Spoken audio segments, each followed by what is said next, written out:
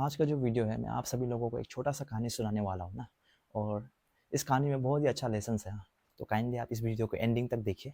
और ये जो कहानी है ना, एक राज नाम का आदमी का कहानी है। जो राज था वो मिडिल क्लास फैमिली से बिलोंग करता था ना।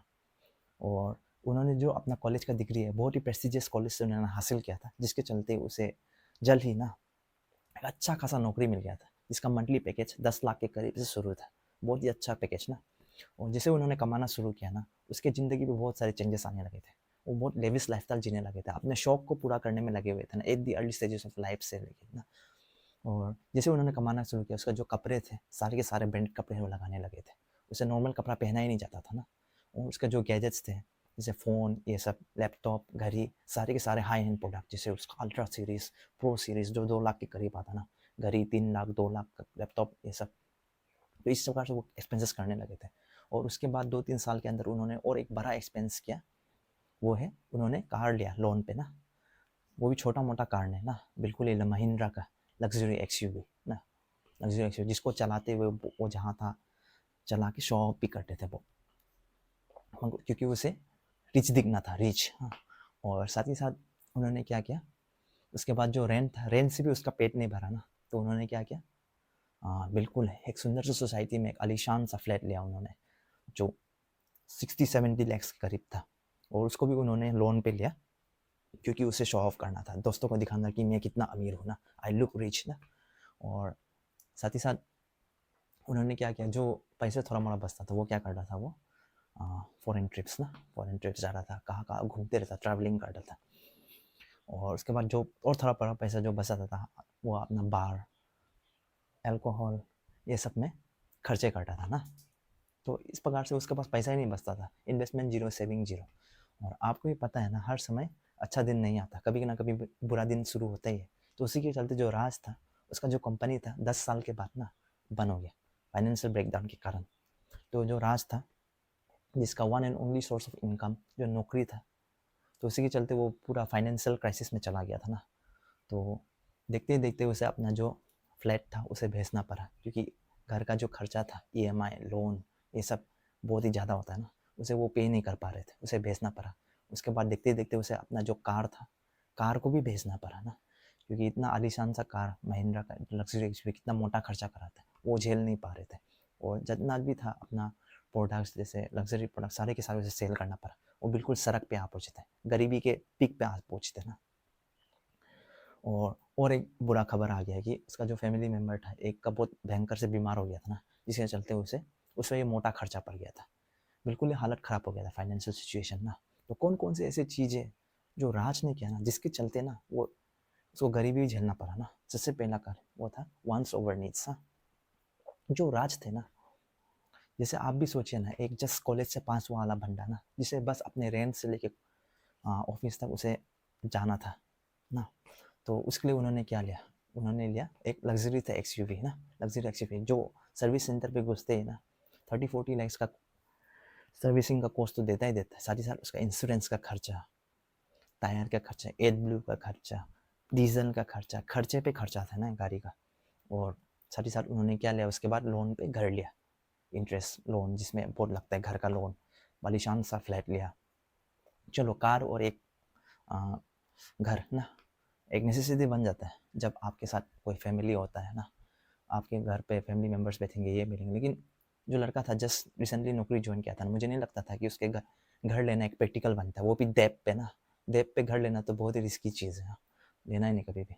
और साथ ही साथ उन्होंने क्या किया, जो गैजेट्स था, फ़ोन, अल्ट्रा सीरीज वाला फ़ोन, हाई एंड फ़ोन लेने लगे। और इस चीज़ को लेके मैं आप सभी लोगों को वो बताना चाहता हूँ कि आजकल मैं नोटिस करता हूँ कि बहुत सारे लोगों ना इस चीज़ का जो ट्रैप में फंस चुका है ना, सारे के सारे को लेना है आजकल अल्ट्रा सीरीज वाले फ़ोन, सैमसंग का, आईफोन का प्रो सीरीज वाले फ़ोन ही लेना है ना। और मैं अभी सब लोगों को एक फैक्ट बताना चाहता हूँ कि आजकल का जो स्मार्टफोन है ना, 40-50 थाउजेंड का स्मार्टफोन, वो सब फ़ोन ना वो कमाल करके दिखाएंगे ना, जो प्रो सीरीज़ वाले फ़ोन कमाल करके दिखाता है, आईफोन का प्रो सीरीज़। तो काइंडली जब आप फ़ोन लेते हैं ना, उससे पहले 10 बार सोचिए ना, क्या ये अल्ट्रा सीरीज़ वाले फ़ोन या क्या ये प्रो सीरीज़ वाले फ़ोन आईफोन का, ये क्या आपकी ज़िंदगी में एक प्रैक्टिकल है कि नहीं ना। मैं आपको नहीं बोल रहा गरीबी में जिए, मीन्स वही आप खरीदने से पहले एक बार प्रैक्टिकली सोच लीजिए ना, क्या ये प्रैक्टिकल है कि नहीं ना। अगर प्रैक्टिकल नहीं लगता तो काइंडली आप जो 40-50,000 के अंदर भी बहुत ही अच्छे स्मार्टफोन बन जाते हैं, वो भी उससे भी आपका काम चल जाएगा ना। और साथ ही साथ उसका क्या था, फॉरेन ट्रिप्स, दारू सुत्ता ये सब में खर्चे, तो बचता ही क्या ना। तो इस प्रकार का जो फाइनेंशियल क्राइसिस आना था तो वो गरीबी में डूबना ही डूबना था। तो यही सब कारणों के कारण वो फाइनेंशियल क्राइसिस में डूब गया था। और इसके अलावा अगर वो कौन कौन सी चीज़ ऐसा करता ना, वो फ्यूचर में जाके सक्सेस गेन कर पाता था। सबसे पहला जो उसका पैसा था उसमें से आधा अगर वो इन्वेस्ट करता, एसेट्स खरीदता ना, जो उसका नौकरी के अलावा दूसरा सोर्स ऑफ इनकम भी होता था, वो इस प्रकार से फाइनेंशियल क्राइसिस में नहीं डूबता था। जैसे आपने वॉरेन बफेट को देखा होगा ना, वॉरेन बफेट को किस प्रकार से वो इन्वेस्टमेंट करता है, जिसके चलते उन्होंने जो फाइनेंशियल फ्रीडम ना, जो वन ऑफ द मोस्ट क्या बोलेगा सुकून वाला चीज़ है ज़िंदगी में ना, जिस जिस समय आपको पैसे के लिए काम नहीं करना है, पैसे आपके लिए काम करेंगे। जो वॉरेन बफेट है ना, उन्होंने जो 12-13 ईयर्स की उम्र से उन्होंने इन्वेस्टमेंट करना शुरू किया, एसेट्स बाई करना शुरू किया ना, जिसके चलते आज के समय 50 जब पहुंचा उन्होंने, उसे काम नहीं करना पड़ता ना, वो बिल्कुल घूमते रहता है, बिंदास बैठता है ना, काम ही नहीं करता, क्योंकि जो उसका एसेट्स है उसे पैसे बना के देता है। Now the money works for him ना, he doesn't have to work for money anymore, जिसके चलते वो अपना फ्री टाइम अपने बच्चे को दे पाते हैं, अपने फैमिली को दे पाते हैं, वो घूम पा रहे हैं ना। तो आप भी क्या बुढ़ापे तक आपको क्या नौकरी करते रहना है क्या? आपको फाइनेंशियल फ्रीडम गेन करना है ना, तो अच्छी प्रकार से जो इन्वेस्ट कीजिए, एसेट्स बाई कीजिए, जो आपको फ्यूचर में पैसे बना के देंगे। और दूसरा क्या था, वो स्किल्स पे उन्होंने फोकस नहीं किया। और जो सक्सेसफुल इंसान होता है ना, अपने स्किल्स पे कभी कंप्रोमाइज़ नहीं करता। वो अगर अपने जो पैसे थे उसमें से आधा पैसे वो अपने जो स्किल्स डेवलपमेंट प्रोग्राम पे वो इन्वेस्ट करता ना, तो फ्यूचर में जाके उसे और अच्छा खासा नौकरी ना, हाई इनकम वाला नौकरी उसे मिल जाना था, जो वो नहीं किया, जिसके चलते उसे नौकरी भी नहीं मिल रहा था ना, क्योंकि दुनिया बहुत तेज़ी से आगे बढ़ता है। उन्होंने स्किल्स पे भी फोकस नहीं किया। और दूसरा क्या था, उसका जो परिवार का एक मेंबर जो बीमार हो गया था ना, जिसके चलते उसमें भी उसका मोटा खर्चा हो गया था। तो मैं आप सभी को काइंडली रिक्वेस्ट करता हूँ कि आप सभी भी ना हेल्थ इंश्योरेंस या लाइफ इंश्योरेंस ये सब करा के रखिए ना, ताकि जब कभी भी कोई बीमार होता है ना, आपका बैंक अकाउंट खाली ना हो जाए, उसमें से आधा पैसा बचे रखिए ना। और आप कभी भी आप भी देखते होंगे किस प्रकार लोकल एरिया पे भी कभी कोई बीमार हो जाए, किस प्रकार से हमें डोनेशन ड्राइव करते रहना पड़ता है ना, क्योंकि मेडिकल का जो खर्चा है बहुत ही ज़्यादा है ना। और इस चीज़ से बचने के लिए आप काइंडली हेल्थ इंश्योरेंस ये सब करा सकते हैं। अभी बहुत सारे इंश्योरेंस जैसे हमारे यहाँ पे चीफ मिनिस्टर कुछ का हेल्थ इंश्योरेंस है, ये सब भी करा सकते हैं। और अगर वो सब ना ये सब चीज़ अगर वो ज़िंदगी पे ध्यान देता ना, तो वो जो उसका सिचुएशन था उस सिचुएशन को वो झेलना नहीं पड़ना था।